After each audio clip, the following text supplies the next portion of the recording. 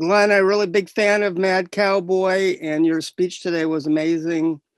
I'm Thank sure you. you've heard and talked to people who say they can't get all their nutrition from plants. What do you say to people who eat small animals, rabbits, goats, chickens, turkeys, at least? And also the regenerative agriculture argument that we need to put animals back on land to reclaim it somehow or other.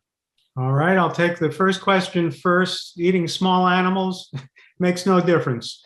Flesh is flesh. So, the macronutrient profile of a rat won't be too different from, a cow. Flesh is flesh. There's no need for flesh in the human diet. It serves no purpose. You just think of the macronutrient profile. You're getting no carbohydrates. You're getting excessive sulfuric carcinogenic protein. You're getting excessive fat, too much saturated fat. There's no role for animal. You're getting no fiber, getting no antioxidants. So there's no role for it. There's no need for it. The other question was, what was the other question? I'm sorry. About the regenerative agriculture. Yes, regenerative agriculture. Regenerative agriculture is a term that is loosely defined and used, in a way that is ambiguous. There are certain principles of regenerative agriculture that are good, and there's such a thing as veganic regenerative agriculture. In other words, it doesn't have to involve animals.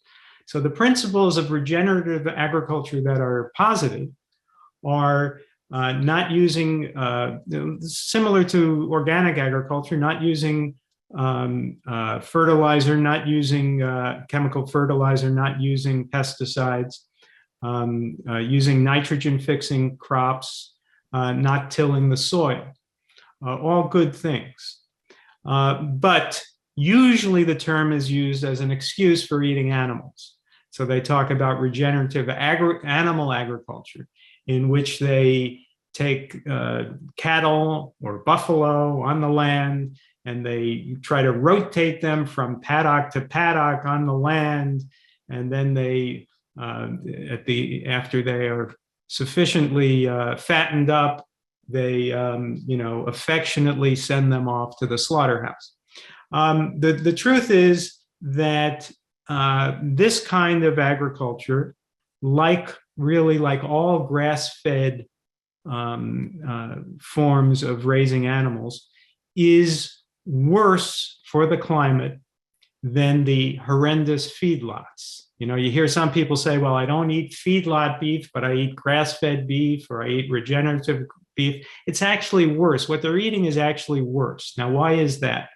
First, because the grass-fed beef belch more methane than the cows that are eating grain. So you're contributing more methane. Also, although it is, let me acknowledge that the animals themselves probably have better lives.